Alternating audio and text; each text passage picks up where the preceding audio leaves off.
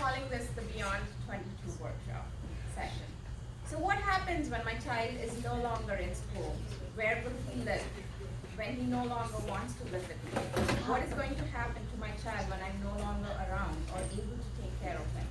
So these are like some of the questions that have often come to us as educators from families as to what happens to their child after 22 when they phase out of the school system.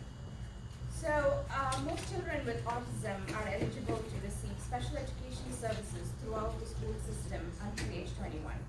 As the nation's largest provider of services and support for children and adults living with autism and their families, Easterseals is highlighting its services for children with autism who grow up and age out of the school system.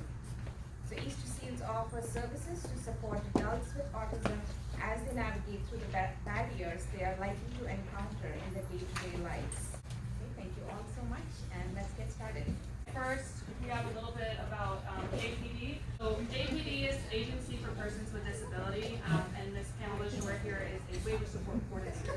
Support coordinator helps you navigate the services that APD provides you if you get on the waiver, and that's what we're talking at 22. Some are, on the waiver prior to 22.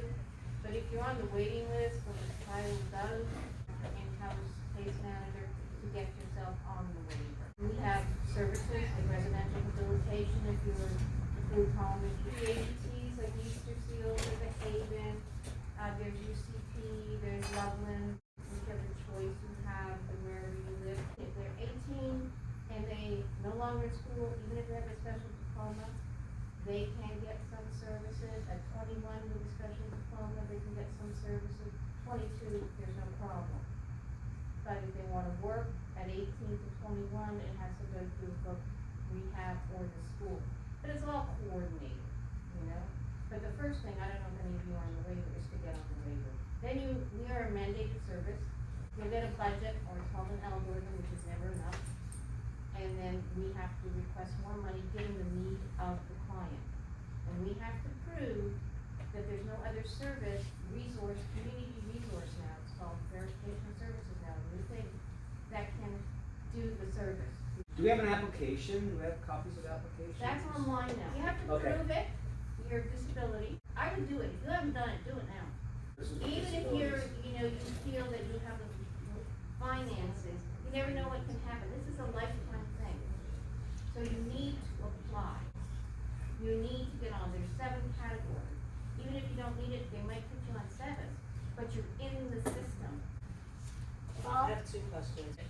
Parents who don't have access to the computer or things like that, correct? Yes. And then my other question is this bilingual online? Yes. Okay, Yes. thank you. How young can the child be? 3 years old. Okay. I just wanted to say, the adult day training services, behavior assistant, companion, a lot of services that you can still use. Not everybody needs to go on to work. Not everybody's ready for work. Not everybody's, built to work. And so applying for the waiver is a really good idea. ADTs, Life Skills Development, are the day programs. They run for 6 hours a day, and it's generally the next step after high school for many of our adults, what will be adults at 22. So they come to us with either a looking of vocational activities, social skills, educational, community engagement, that kind of thing, and we're to provide all of those services. So we go on community outings, we provide, we call it contract work. So a lot of our clients are able to come in and get paid to learn a skill while they're in our adult program. So they can be learning that skill with the staff, with the hope that maybe they can go out to work, or that maybe they don't. They just want to be in our setting, in our vocational, safe ADT program forever, and that's okay. But we follow minimum wage, so it's going up $1 a year until 2025. We just want to give you every resource possible tonight. Whatever it is you're looking for, we just want to make sure we are flooding you with the resources that you may need, or you may not need them, but we want to make sure that they're accessible to you, whatever it is you decide or what's best for your family. They do everything. Yes. I'm assuming that, to let the people know that we have very severe or profound disabilities, that the ADT still provides services for these profound or ones that cannot, We call those folks with higher needs. higher needs. that they're socialized and they have hand-over-hand skills, that are being taught. So don't think it's just for higher function. Thank you, yeah, that's a very good point. So once your adult child turns into a adult at 22, they're in the adult program, but then they're assigned a ratio. So most of our 1 to 10 ratios would be those clients that are like very low level of need. They're pretty independent, they can go to work, they go to the warehouse, and then we have clients who are 1 to 5 ratio, and these are given by APD. We don't make them up. 1 to 5 ratio, so they might need more hand over hand, they might need help in the restroom, and we still do all of that.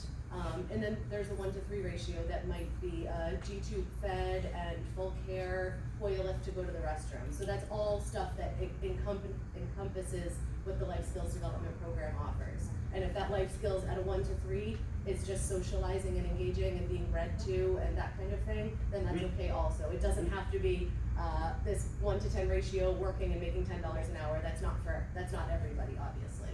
So we serve all level of need clients. I just wanted to talk to you about our therapy services that are really a combination of services provided by Easterseals and by outside providers, primarily West Coast Therapy with Steve, and he'll talk about that in a little bit. We provide behavior analysis services for those who qualify, speech, OT, and PT. We're open to those cases at Easterseals. You can refer to case management, something that we can provide the services, or if we need an outside provider to step in. Steve is from West Coast Therapy, and he can tell you a little bit more about what they do and how they help our program. Hi everybody, I'm Steve Duval with West Coast Therapy. We offer PT, OT, speech therapies. Basically, why we have partnered with Easterseals is because sometimes not all the therapies can be done here, or there might be other things that are needed from therapy, and Easterseals has a limited amount of therapists and people available that they can put on their therapy program. So what we do is we do therapies here. We'll also go to the group home, we'll go to your home. If they live in an assisted living facility type of arrangement or a group living environment like the group home, we can go there and offer the services as well. We do have clinics, but it's not real conducive for this population to be in a clinic. There needs to be a little bit more freedom with the therapy services, and that's why we love doing the therapies here or in your home, because it's very functional. Their grab bar, their toilet seat, their bed is what we work on, being safe, being strong, being confident in all of their functional mobility. Now, it gets a little hairy when we start talking about the payer source. A lot of folks are with the ADP program.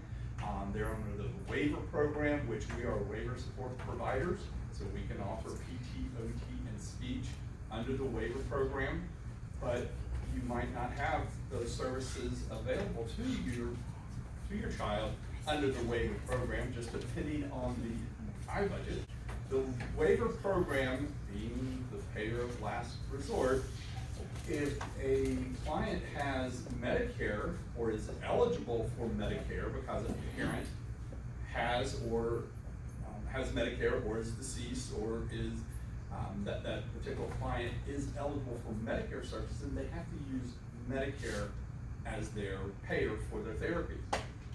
We're a Medicare provider, and there's not a lot of folks that do therapy in the homes long-term that are Medicare providers. So that's why it's been an important, collaboration with Easterseals and our group to get these services available to your children.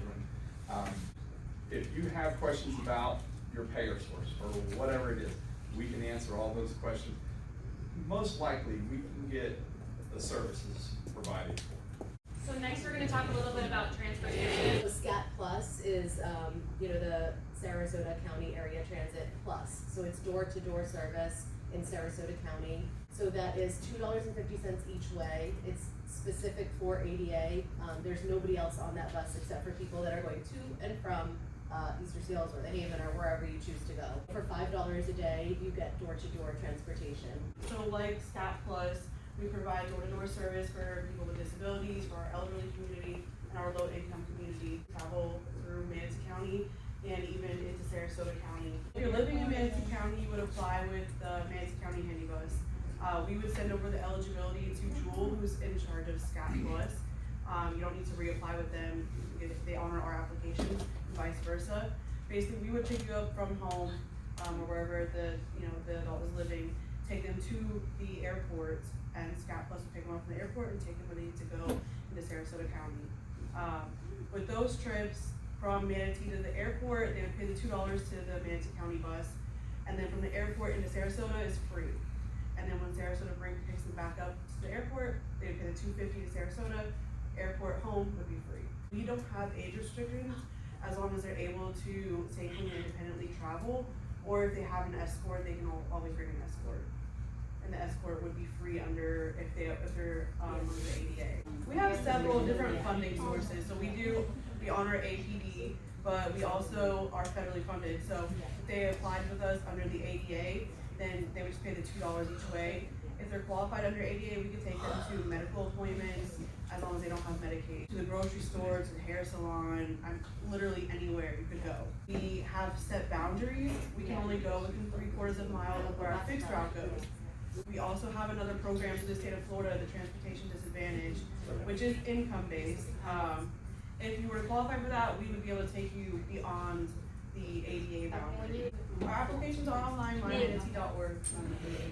Employment services. We spend a lot of time working with businesses, and we can help your students become employed, find them a job just about anywhere they want to work. From down south in the Venice Gondolier and Bells and Goodwill in Venice and Northport and those areas, all the way up to, we work with a golf course up here in Parrish, and then everything in between.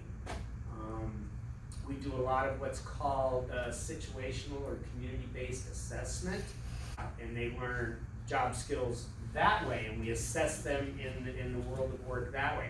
We think that we're the best employment services department. However, when DVR gets up here, they'll tell you that they will provide you with choices to go and access any job coaching service that they have available to them. So this is Sheila and I. We're the Employment Services Department here at Easterseals that works with this team over here. Tell us about VR. Last week we signed up to a VR camp. So I work with transition students to learn some skills, how to do interviews, get get ready for jobs when she get out of turn 22, transition to an adult case. So that's we work with a counselor, with Kim, in Sarasota, I'm in Palmetto. I get them mainly the adult when they're ready to get back to work. We can do like voc eval and community-based work assessment. We work with Easterseals for job coaching and supported employment. A lot of times we would pay a provider to help the student or adult with getting employment in the competitive workplace. So we have supported employment where they come in and then they work with the job coach to develop a career plan to see what services and support services are going to be needed. And then the job coach will help them with interview skills, resume, pay Easterseals or whatever provider you choose to help you with maintaining employment for at least 6 months. And then if the individuals on disability, we also have extended services that once both rehab will close your case, there's still extended services available after to help with sometimes financial independence, not necessarily total independence, but like it helps with budgeting, any additional services that might be needed with just support services, transportation, or companion care on the job and helping and whatnot. There's a bunch of different services. The 3 prongs of eligibility are you have to have a disability, a documented disability. I think that's where Pamela was coming with the evaluation, but you don't have to have an evaluation because VR can pay for you to get one if you need one. And then that disability, that documented impairment, must create an impediment to employment. And then there must be a service after which providing they can reasonably expect you to go to work. Why is that important? Because if you're too severe, if you're too severe, they don't believe that they can help you get to work, then they can't provide the service. So if their documentation isn't current enough, if it's current enough to establish eligibility, but if not necessarily current enough to move forward, then VR would send for another evaluation and pay for it. Just want to make sure. And right here is your list of references. And everything we've talked about today is on here, and then I've also listed other ADT or life skills development programs in the area. So don't feel obligated to come here. We're all about choice. ABD is all about choice. And if you do start a service and you decide it's not for you and you want to try something else, you always have that right to